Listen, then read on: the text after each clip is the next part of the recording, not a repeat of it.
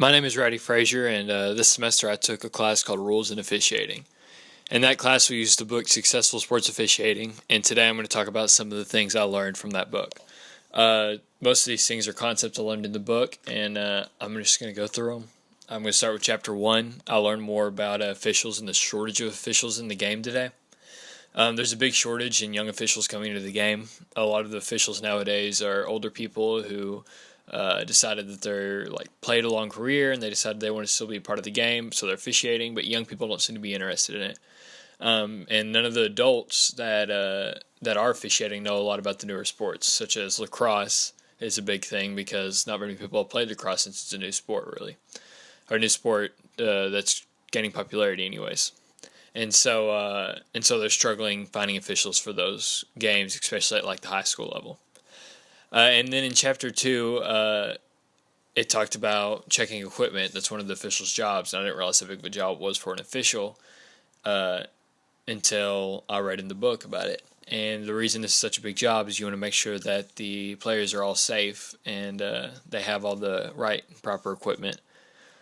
It's also for the integrity of the game. If you have a player come and play and one player has to have a certain limitation and wear a certain item and another player doesn't, then that's a little unfair to the rest of the players in the game.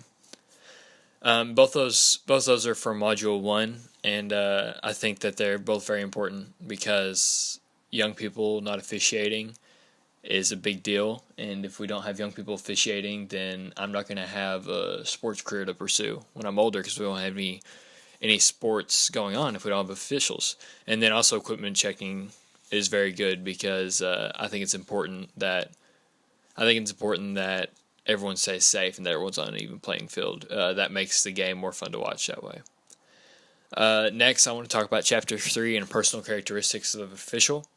Some of these that were listed in the book were integrity, consistency, being even-tempered, and then there was a lot of other ones listed too. These are very important because if you have an official without integrity or without being consistent, then the game isn't going to be the same.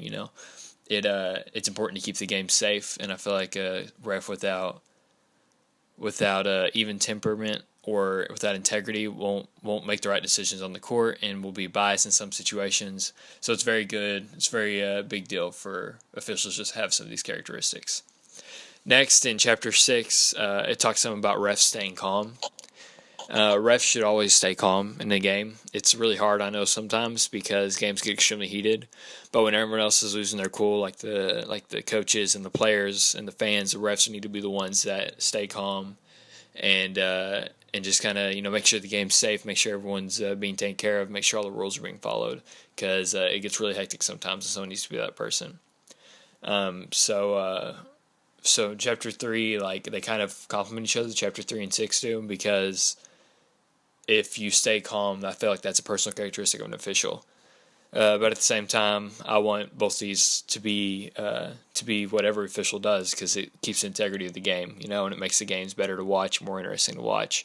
If the players are going to be safe and that the ref has good integrity and is consistent and all these things and stays calm under pressure.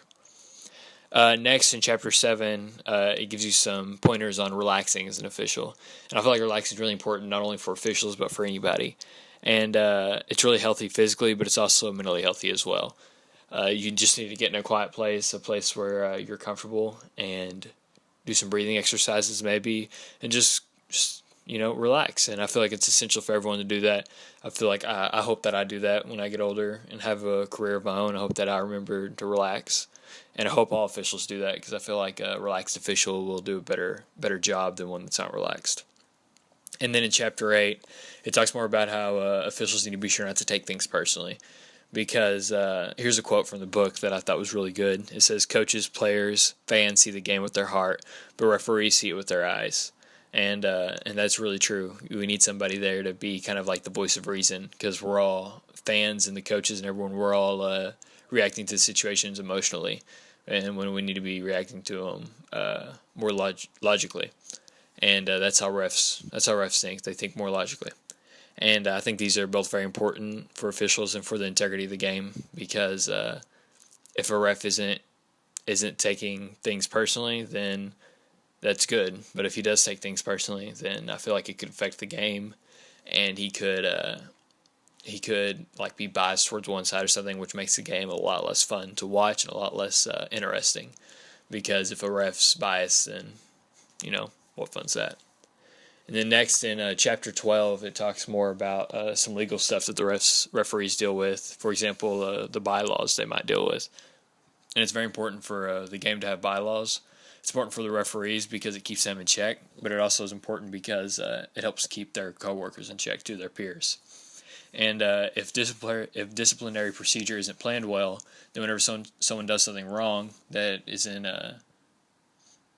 standard or whatever, then there could be real legal problems, because how can you punish someone if you don't have the bylaws that say, like, hey, you can't do this?